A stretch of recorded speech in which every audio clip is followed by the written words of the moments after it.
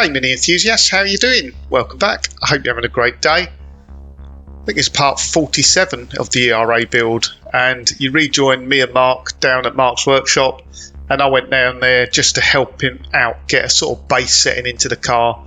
It's due to go on a rolling road session next week, and Mark needed to put some miles on it before the rolling road just to get it running a bit. And of course wanted to make sure that the mixture wasn't too lean, the timing wasn't too advanced, and it was pinking. So I went down there, we got it roughly set up, gave it a drive, got it good enough so he could put some miles on it before the rolling road session.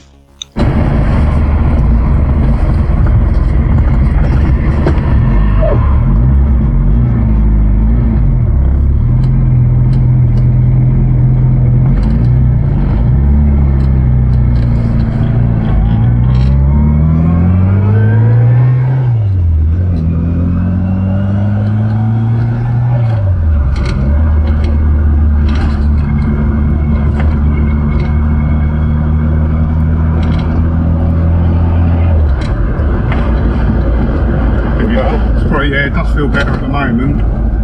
It's probably way too rich at the moment. I'd rather it be like that for now. Yeah, I didn't realise the rear seat needs screwing down, so that's jumping around. Yeah.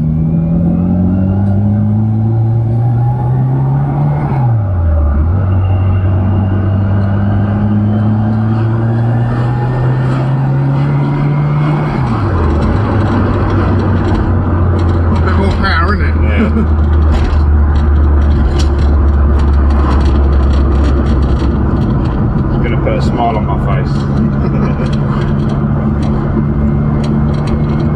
mean, it was quite fast before. Yeah.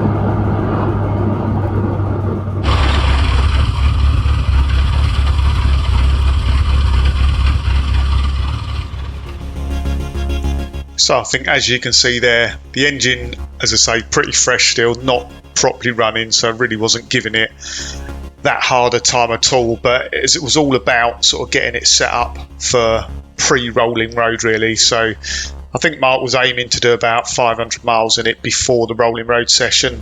It was pinking a little bit, so we had to retard the timing a little bit, just make sure it wasn't pinking, and just make sure it was nice and rich as well. So when it goes for the rolling road, obviously they might need to change the needle or profile the needle a little bit from to suit the engine. But yeah, just want to make sure it's not running too lean before we go.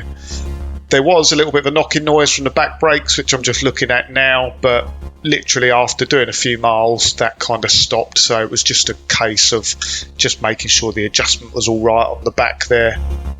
So anyway, over the next week, I think, few days, we're going to have lots of videos coming thick and fast. I'm aiming to have the last video go out on Sunday, which will be Sunday the 13th, I think.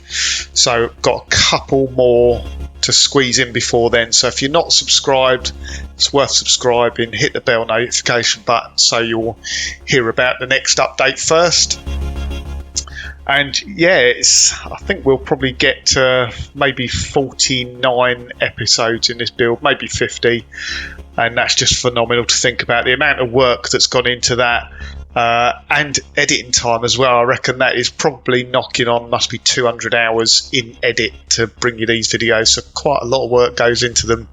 Not only Mark obviously working on the car, but in editing the videos as well. Sometimes I wish they were a bit more polished and I could spend a lot more time playing around in the video editing software, but it would just be really difficult to keep the videos coming week in, week out. So as you can see at the moment, Mark is playing around with the grille on the front of the ERA. I think he might have mentioned in a previous episode actually, he got a brand new old stock grille from Bewley Mini Cooper show last year, so he got a good price for that as well. So he's just fitting up on the front, and he was sort of following the same way as when I fitted the grille on Project Sprout, i.e. fitting the bonnet lip first and then drilling all the holes once the grille is in the right place so it looks right from the front, because it's difficult to get the right adjustment. Problem is, you see, I've got no line to really go to.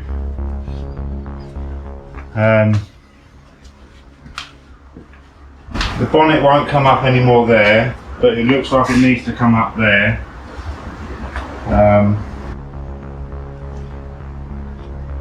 Other than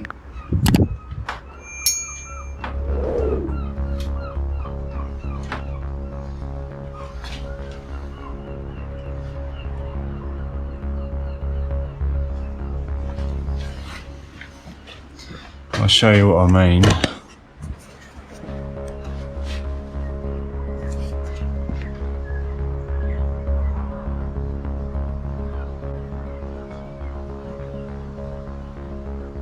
It's very difficult because on the body kit line it's difficult to get a good gauge because there's a lip on that part of the body kit that goes up, but there's not one on this side. I just can't really see a point where I can get a level. That still looks like it needs to go upwards, or this side down, but that lines up with that corner perfectly. So it looks like that bonnet needs to go up, but other than bending it, I've got no other options. I'll have a play around with it.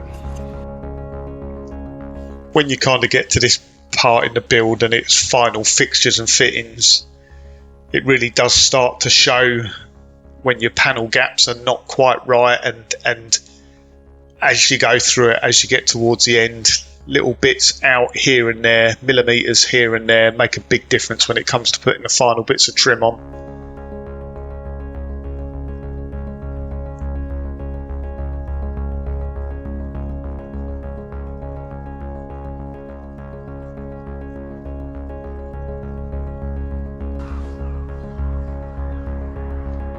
Just, I can put another couple of washes in that side of the lip. It's just ever so slightly, probably 2mm out. But ideally the bonnet wants to go up, but I can't, other than bending the bonnet, which I don't really want to do. Well, I don't want to do at all really. Yeah, it's the best I can do, unfortunately.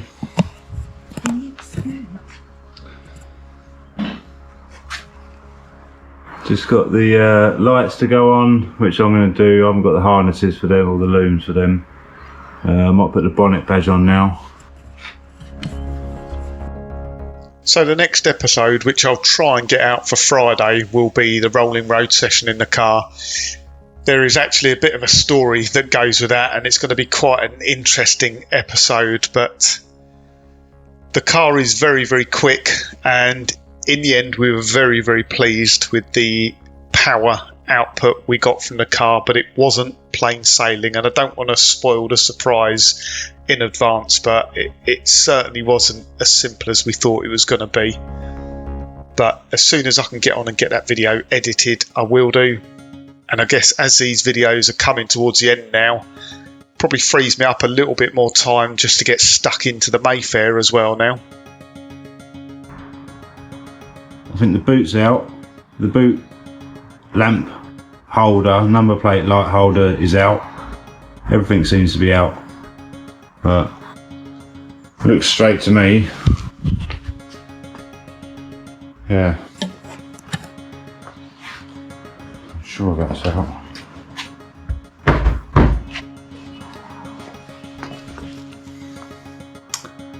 Well, I did put it on Velcros, so it's movable. That's it for today. I've had enough. Right, today I've snuck home from work to do, so basically today I'm going to torque up or re-torque the head. I've done just about 120 miles on the new engine.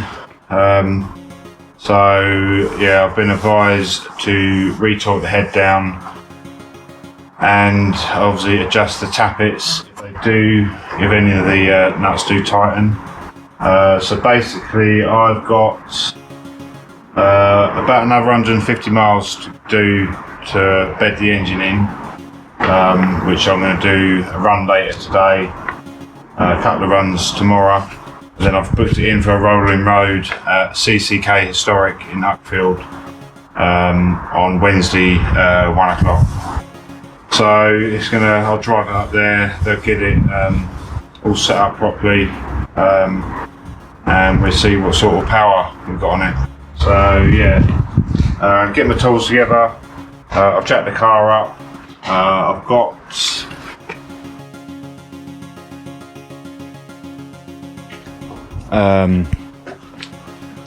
torquing sequence printed off and laminated. Also got me tappet sequence printed off as well, just for reference.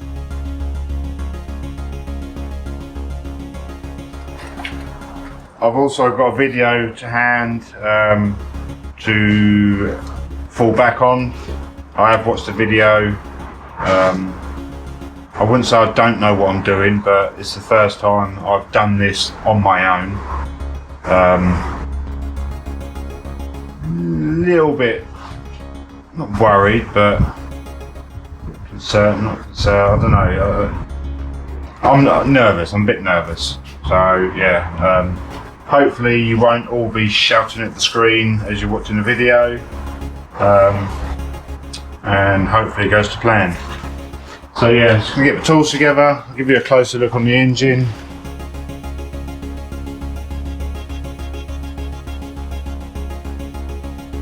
I have jacked the car up.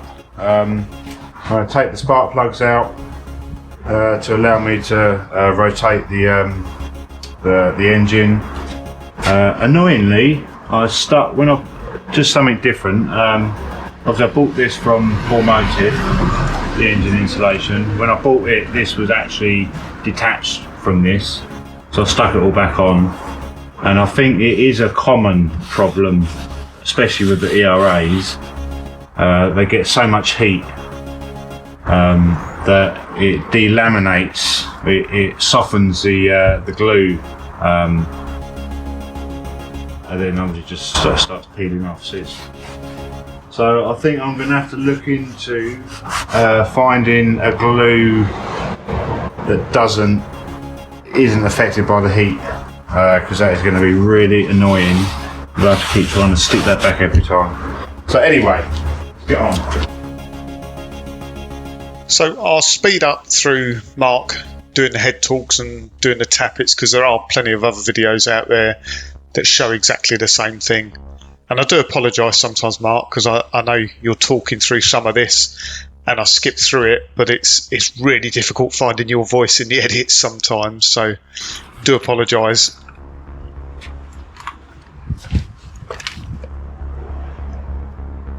If you can see that or not. You know what that means to me? Absolutely nothing. Plugs look pretty spot on to me, actually.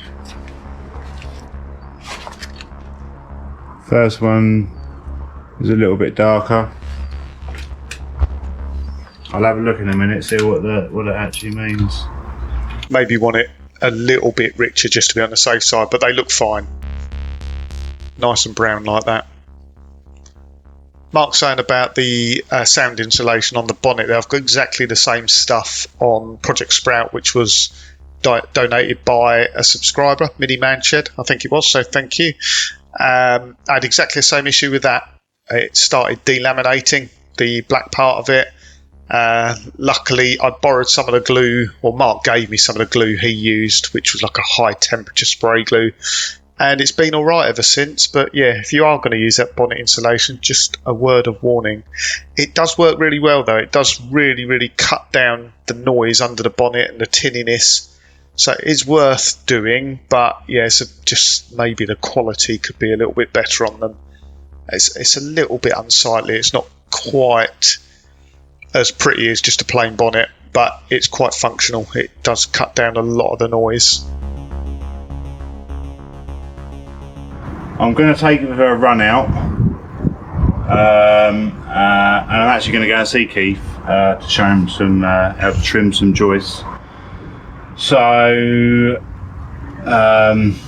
if there's any issues, he can have a quick look while I'm up there. So I'm just going to put the rocker cover and gasket back on, spark plugs in, start it up and see what's what.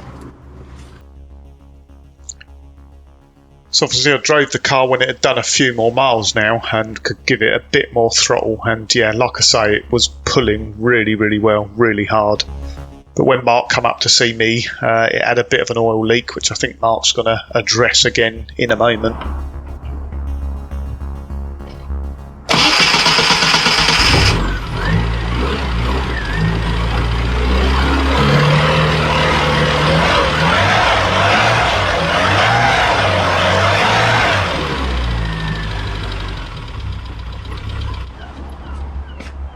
Right, I've got multiple things to do tonight.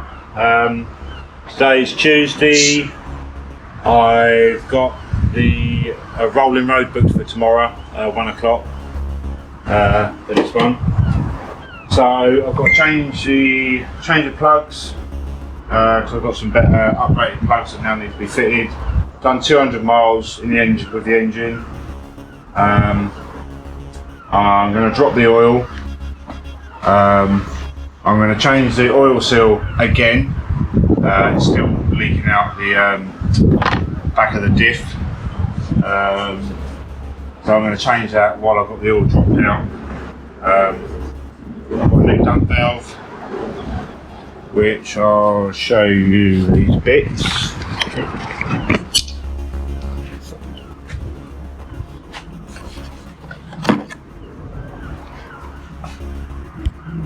Old dump valve doesn't seem to be working as it should do. It has been not doing anything for 8 months, and I couldn't get one of the bolts undone, so I've got a new one to go on, black.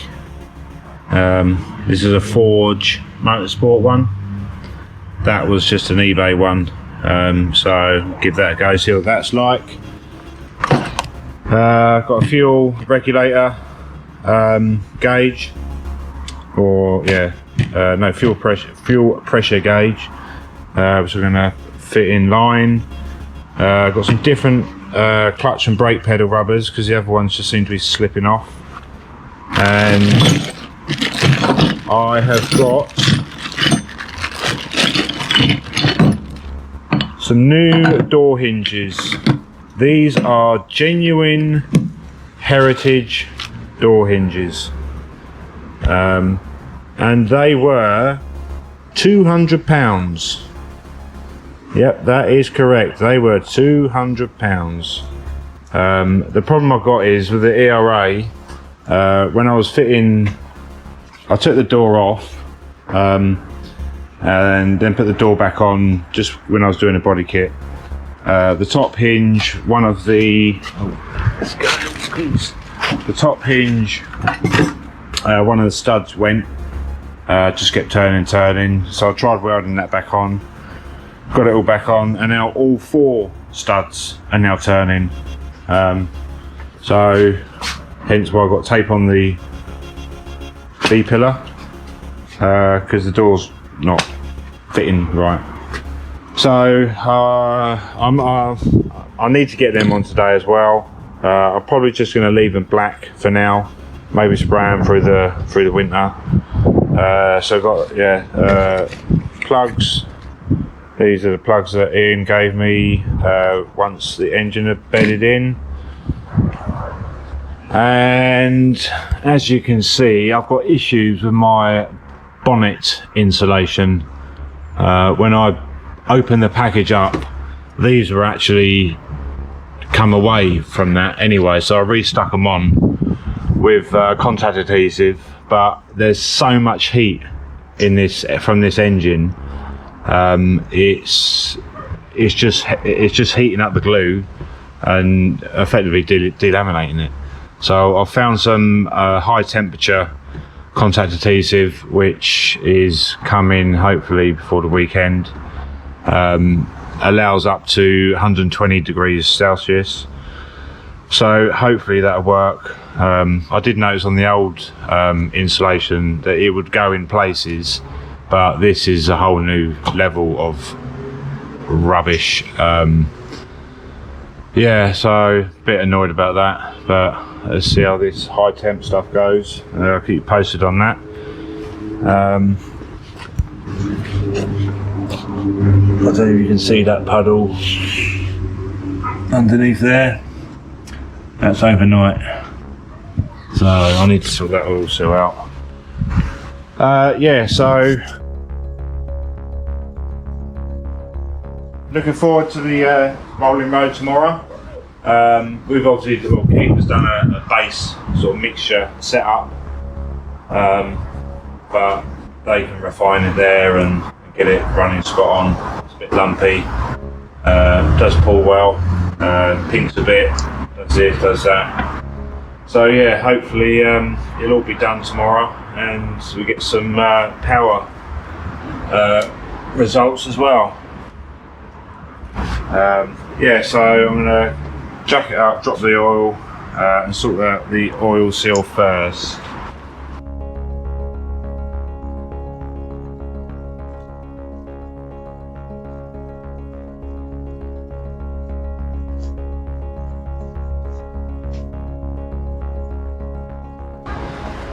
I don't know if you can see that. Very different plugs them. I've never seen them before.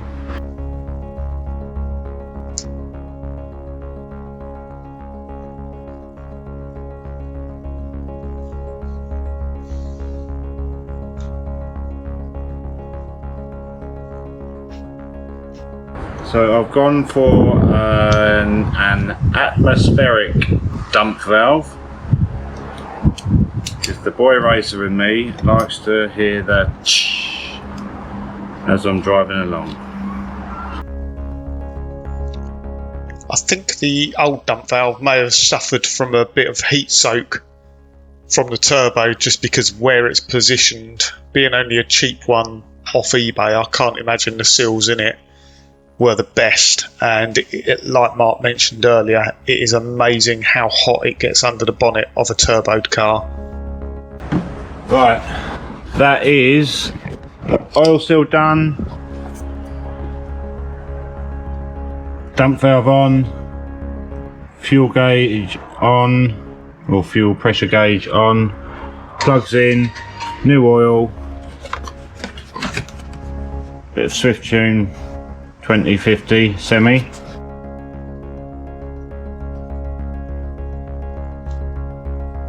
Now let's start it up.